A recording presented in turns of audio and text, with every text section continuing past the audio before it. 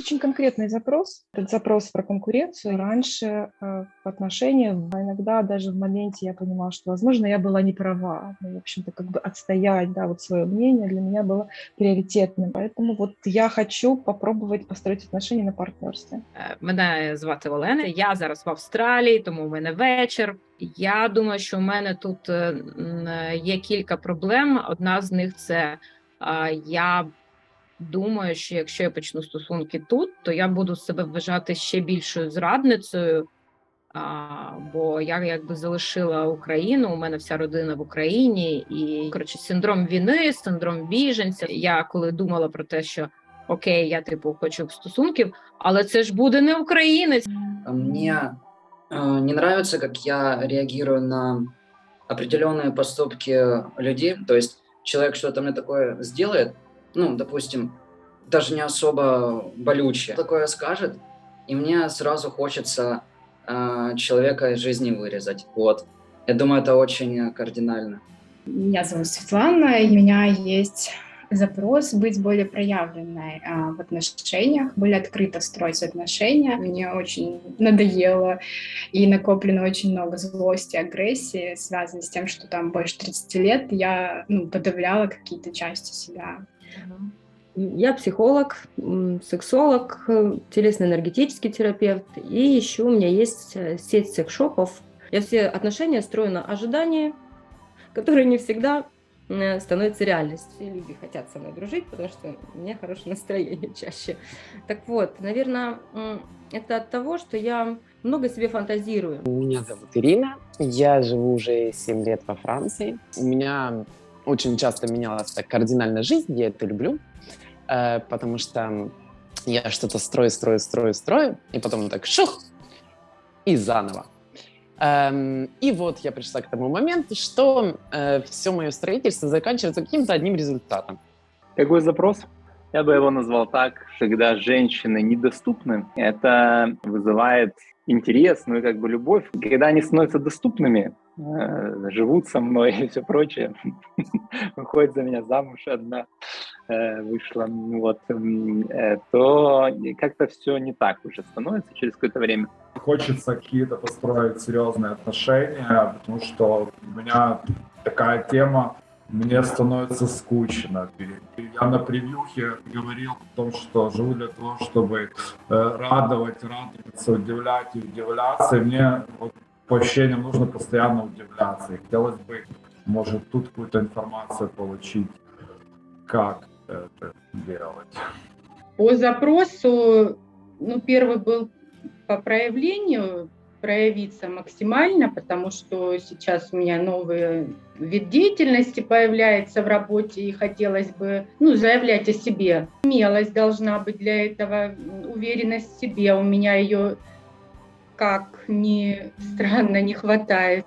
В отношениях чаще всего я стараюсь быть хорошей, удобной и заслуживать любовь. Сейчас я одна, достаточно, наверное, долго.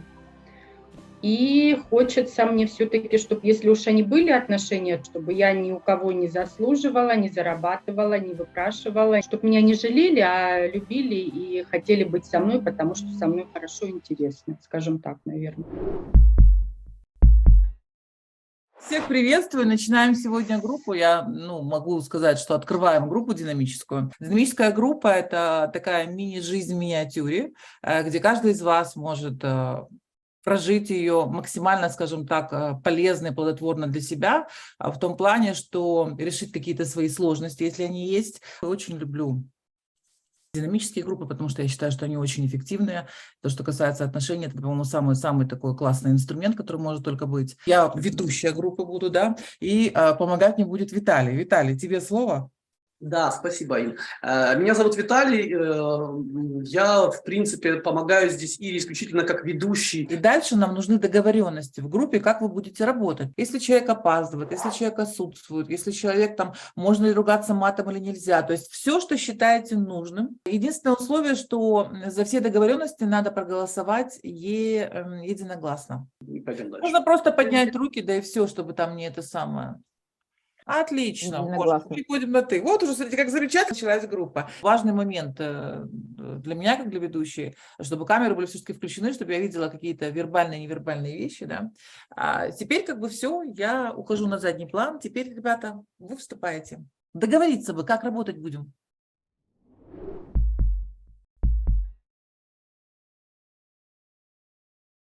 Я могу сразу, наверное, озвучить тот вопрос, который меня волнует. За 8 минут до начала эфира выключили свет, и я успел переместиться, и он вдруг есть. Я очень надеюсь, что накладок не будет.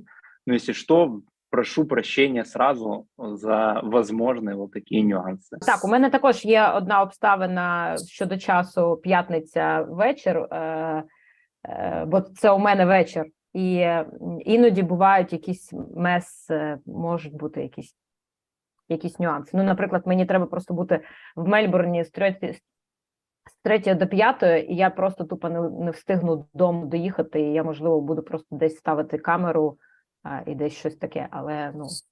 Можна на узбережжі океану, ми будемо за тебе раді. Слухай, я тут 7 місяців, я в океані була, чесно, 1 раз. Бо тут, блядь, холодно, вибачте. Давайте как раз к этому вопросу и перейдем. Ругаемся всем махом. Я за. Главное, чтобы это не занимало существенную долю повествования. Я бы хотела предложить, например, что мы включаем камеры в любом случае, где бы мы ни были. Если проблема электричества и нету связи, то как бы, ну, тут никто никуда не уедет. И это может быть единственная причина отсутствия. Если нет, то в поезде, в туалете, в транспорте мы включаем камеру и пытаемся быть со всеми. Я предлагаю за туалет голосовать отдельно. За что? За Да. саму идею того, что выходим в связь как можно точно, только если что-то происходит, там уже как Бог даст, да? Можно мне сказать? Я вообще не понимаю, мы сейчас 15 минут обсуждаем, все говорим, и я вообще не поняла в результате, что мы обсуждаем. Когда нам высылали договор, черным по белому было написано все условия. Понятно, что если в Киеве или где-то, не дай бог, вырубают связь и вместе с тем телефонную связь, человек физически, даже при существовании наличия Бога, не может выйти на связь. Может мне кто-то сформулировать на самом деле, за что мы должны сейчас голосовать? Это единственная Я не причина, все понимаю. остальные не причины. Мы голосуем Вот. за это, что других причин нет. Ракета еще может разъебать. Все, я больше не Ну буду да, интересоваться. Ну, это же понятно. Мне кажется, ну что тут голосовать? Я абсолютно согласен на самом деле с Натали. Я понял, о чем она. И это единственный человек, который по мне сказал, ну, реальную какое-то замечание к тому, чему мы занимаемся. Потому что, ну, люди, которые живут за границей, не понимают, как сейчас вот в Украине сложно иногда просто выйти на связь. Претензию предъявить хочешь? Как-то обвинить людей, которые за границей? Да, наверное. Кого конкретно хочется обвинить? Так, я забыл, как ту девушку зовут. Я, которая в Австралии, которая тут с чувством вины сидит. Ирина, что ли? Ирина. За претензия к Ирине. Ну, Ром, предъяви претензию. Да, ну понятно, что ну, мы все вступили в этот проект, мы подписали контракт. Понятно, что я обязуюсь сделать все возможное, чтобы выходить вовремя и иметь хорошую связь. Но просто в нынешних реалиях здесь это сложно. Поэтому если я не выйду в эфир, ну давайте придумаем тогда какое-то наказание человеку, который не вышел в эфир. Я против наказания. Так, а Ира при чем? Ты хотела ей претензию предъявить. А она в чем виновата? В чем виновата Ирина? Сейчас. Ира попыталась какие-то правила, которые изначально Инна нам сказала, придумать и проголосовать. Ира попыталась это все сформулировать, потому что мы все молчали. И так как инициатор часто бывает, ну, получают больше всех, вот Ира сейчас вызвала, наверное, у Ромы больше эмоций таких. Да. Меня раздражают люди, которые говорят очевидно понятные вещи. Вот. Ты сейчас как-то пытаешься Иру защитить, оправдать ее? Я Роме помогла сформулировать, и получилось, да. То есть Рома, правильно я понимаю, Наталья, Рома какой-то он немножко туповатенький. Он как-то сам сформулировал. Вообще нет. Мы еще находимся на первой стадии ориентировки и зависимости. Группа начинает, собирается уже агрессии много, она начинает уже через каких-то участников проявляться, да, и даже я подключилась к процессу, я говорю, что вроде бы ты понимаешь, какие процессы происходят в группе, невозможно не вовлечься в процесс. У меня вопрос, только можно говорить как бы за себя, за других, там, защититься, или как-то мнение свое со стороны высказывать нельзя? Ты кому вопрос задаешь? Тебе. Да мне вы делаете, что хотите, ребят, вы взрослые люди. Не, ну ты спрашиваешь Наталью, почему она защищается за Иру. Я просто для себя прояснить, как вообще мир устроен. Короче, мы договорились про правила. Давайте я подведу итог. Мы не опаздываем, мы приходим, мы не матюкаемся, но иногда можно. В туалете камеру выключаем, но стараемся этого не делать, в смысле туалета. И все, и, по-моему, это все правила. Наказания не придумываем. Можно? А? Настя Курить спрашивала. можно. Курить можно. Пить можно. Но не сильно. А все так считают, что курить можно? Так а в чем проблема вообще человека, что он курит? У кого-то экран с этими, с дырочками. Мне было бы интересно даже посмотреть и на пьющих. Светлана, ты что думаешь по этому поводу, по поводу правил договоренности? Прокурить вот меня задевает, проматериться, но тоже... А почему молчишь, Светлана? Смотри, тебя задевает, ты молчишь. А что молчишь-то? Я потому что у себя это проживаю. Я думаю, ну, окей, она же не курит рядом со мной, то есть я не чувствую этого запаха. Просто у меня, ну, как бы к курильщикам негативное отношение, которые в моем... Я возмущаюсь, но молчу. Ну, как обычно в жизни.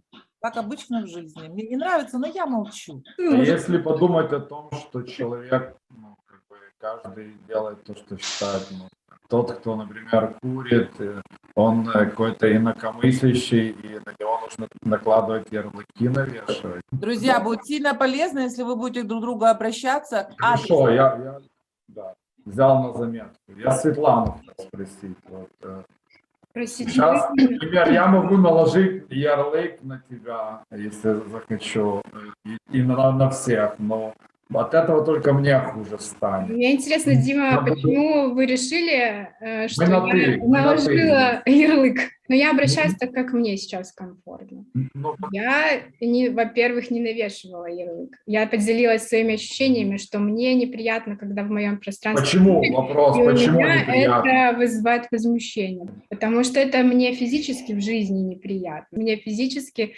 тошнит и неприятно от запаха сигарет. Так, а его нету здесь. В том-то и дело. Ну да, его нет, но наш мозг так работает, что есть. Но А всё если равно- вот человек сидит, Рома, у него колено вперед, это норм? Я сейчас не понимаю, почему Я понимаю. что ты от меня хочешь услышать. Ты говоришь про ярлыки, но у меня ощущение, что Я просто ты хотел твое навесил мнение на меня узнать. какой-то ярлык, что я вешаю на других ярлык, и Не, пытаешься ну- мне из этого состояния что-то доказать. Вот Рома сидит, у него нога торчит вперед. Нормально?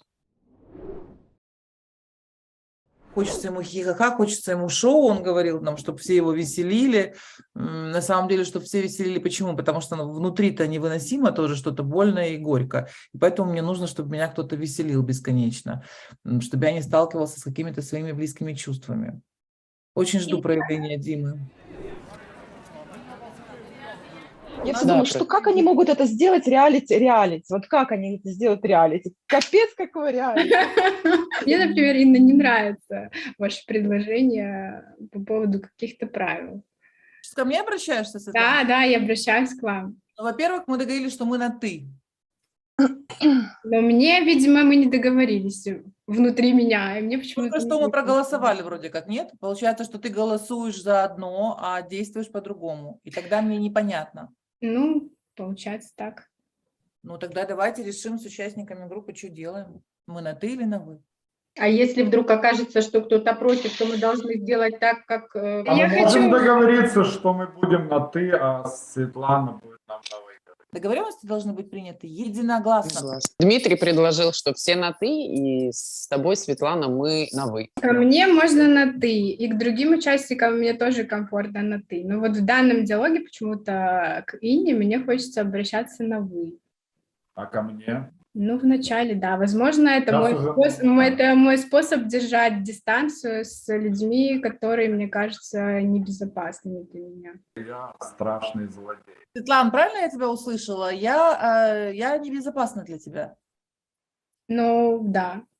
И тогда я бы хотела прояснить для себя, какое мое действие или слово, и что я сделала такого, что тебе вдруг стало со мной опасно. Ну, это, наверное, больше вопрос про мою проекцию. У меня это, ну, вы конкретно вызываете проекцию какой-то такой взрослой, давящей фигуры, ну, родительской.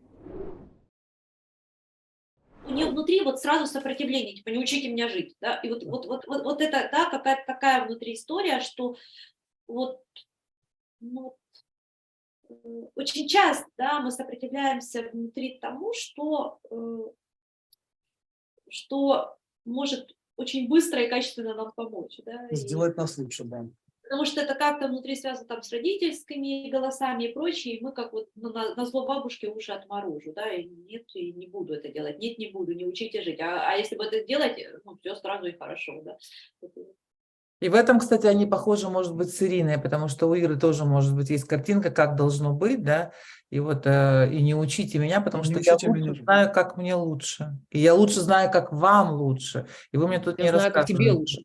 Да, да, да. И, может быть, в этом они с Ирой, кстати, похожи, в этом соглашусь.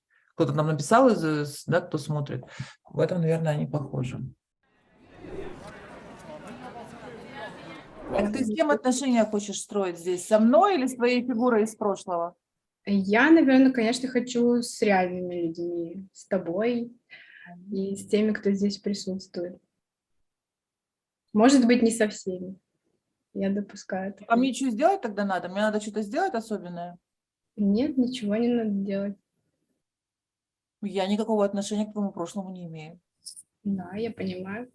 Меня зовут Инна. И мне приятно, когда ко мне обращаются на «ты». Хорошо, Инна, я буду обращаться к себе на «ты», если к тебе так приятно. Да? Мне так комфортно. Хорошо. Я можу сказати, що так, у нас вже почалася групова динаміка, і це дуже прикольно. Я, чесно, сама, коли Наталі вперше сказала, що ми тут взагалі херньою займаємося, вибачте, нарушаю, то думаю, блін, що то мене це взбесило, що то ми тут, у нас все було так нормально, що тут почалось... Скажи Наталі про свої чувства, щоб вона в Ні, це, ну, це ж не питання насправді до Наталії, це питання в тому, що я тут розчитувала, що у мене тут буде файна зустріч, і я, чесно, хочу порішати свої питання з чоловіками. Лен, Ну, так типу, я просто а хто може допомогти із мальчиком? Ну як, я за 15 тисяч кілометрів, мені буде дуже важко порішати мої проблеми з сексом.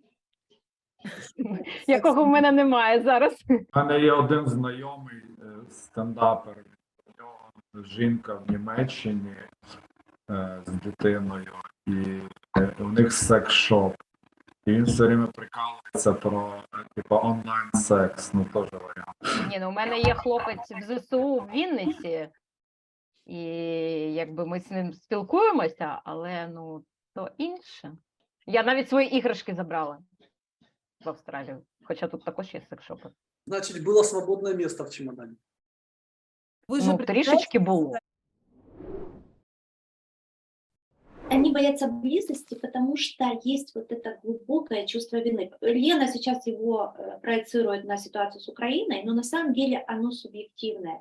Это ощущение, что я предатель, и я как будто кого-то не спасла. Вот Украина в беде, а я ее не спасла, и я убежала. Эта история ранняя, это история про то, что кто-то кого-то где-то не спас, не смог. И вот это чувство вины глубокое, оно осталось.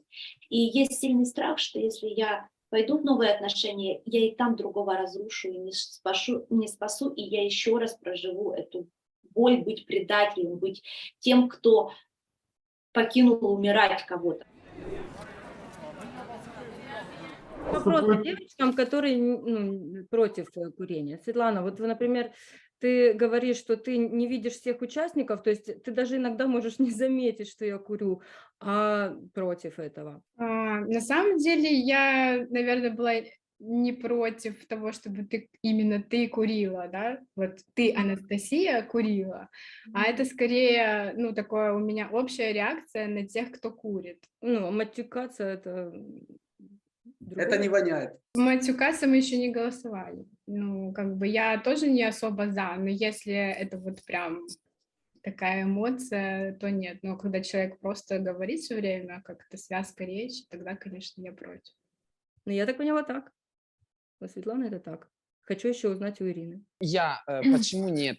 На самом деле сначала думала да, а потом поняла, что меня лично это будет раздражать, потому что я курю.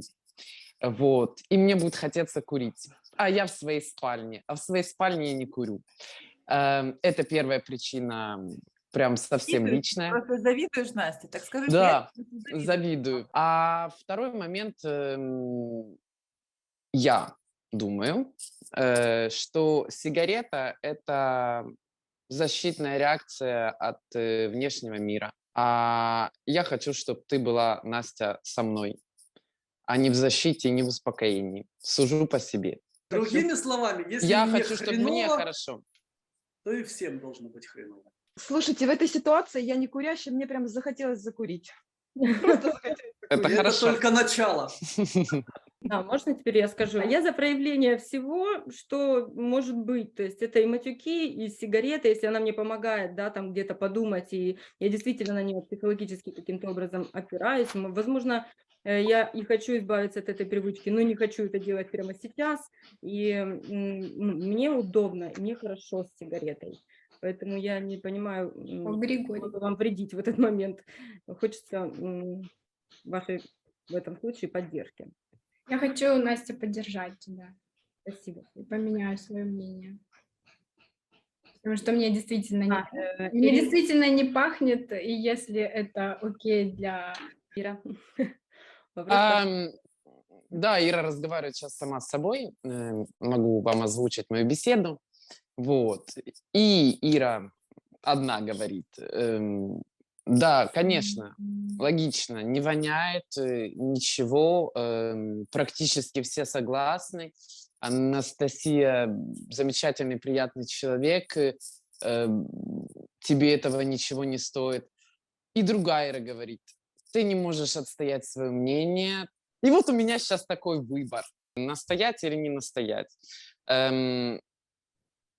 Выберу настоять, потому что мне сложнее это сделать. Вот. И потом посмотрим, что будет. Я голосую против. Как тебе сейчас? Так, друзья, прошу прощения, наше время вышло. Я с вами на сегодня прощаюсь. Мне было очень приятно. Классная у нас группа. И встречаемся с вами в пятницу.